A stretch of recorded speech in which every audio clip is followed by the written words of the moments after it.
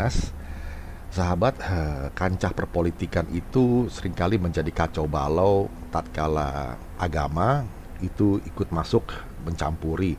Persisnya adalah manipulasi tentang agama, bukan agama murni itu sendiri. Nah, masih di bulan Pancasila, bulan Juni ini, dulu saya pernah menulis artikel yang berjudul "Musuh Pancasila adalah Manipulator Agama" untuk menyikapi beberapa kekisruhan yang terjadi akhir-akhir ini di negara kita.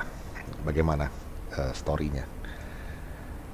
Begini, bukan agama, sahabat, yang jadi musuh Pancasila sebetulnya, tapi manipulasi terhadap agama lah yang jadi musuh Pancasila. Itu jelas. Tak perlu dipolemikan atau dipolitisir lagi. Itu cuma buang-buang waktu saja. Dulu Pak Jokowi sendiri pernah mengatakan ini, sebagai manipulator agama itu adalah musuh negara atau musuh Pancasila. Bahkan seorang tokoh guru bangsa juga, Buya Syafi'i Ma'arif, pernah mengatakan bahwa kalangan mayoritas yang masih menginginkan Pancasila tidak boleh diam. Kita ini masih jauh dari Suriah, tapi harus hati-hati karena yang bertarung di sana juga banyak orang Indonesia penganut teologi maut.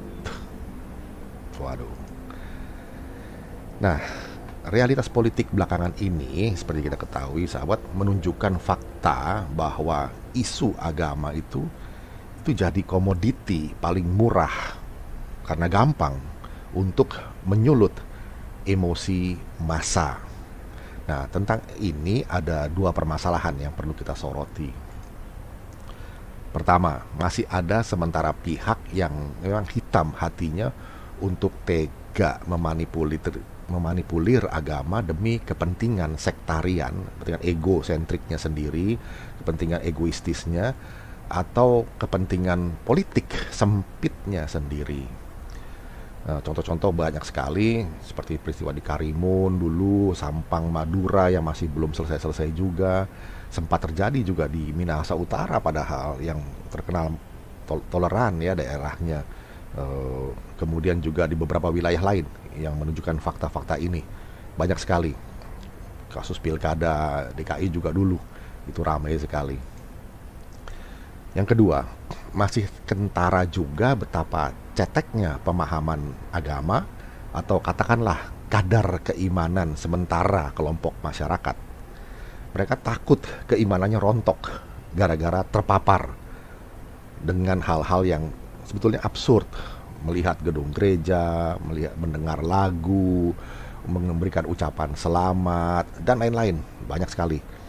Kita tidak bisa memang menggeneralisir bahwa seluruh rakyat Indonesia masih cetek pemahaman agamanya, karena memang tidak ada survei yang bisa memverifikasi ini.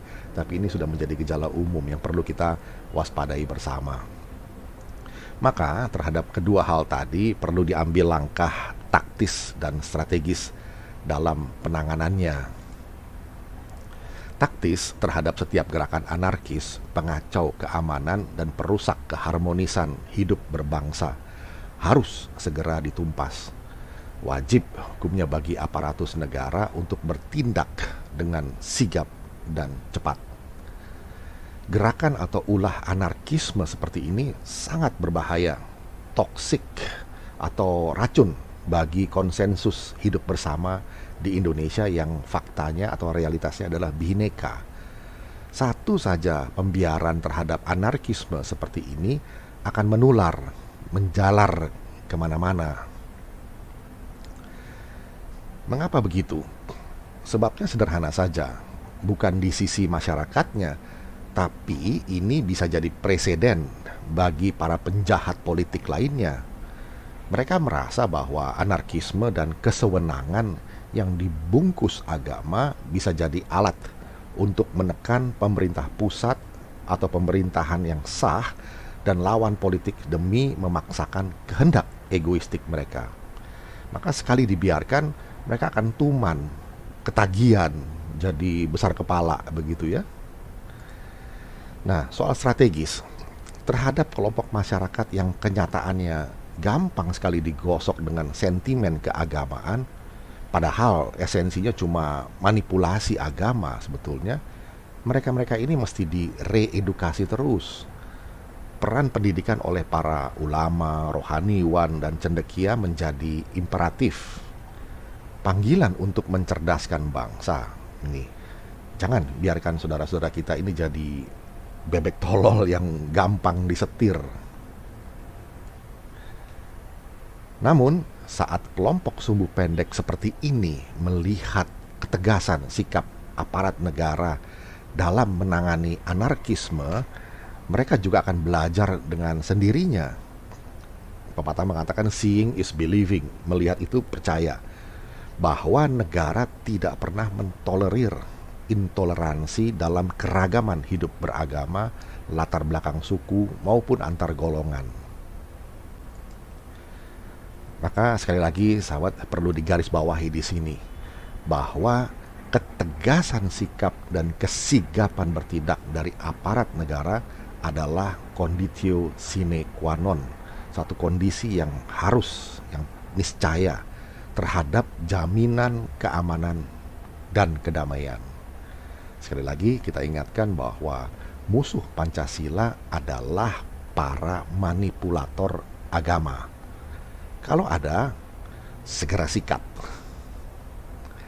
Demikian sahabat catatan singkat saya di bulan Pancasila ini lewat artikel yang pernah saya tulis beberapa waktu yang lalu. Kita jumpa lagi di session berikutnya. Terima kasih.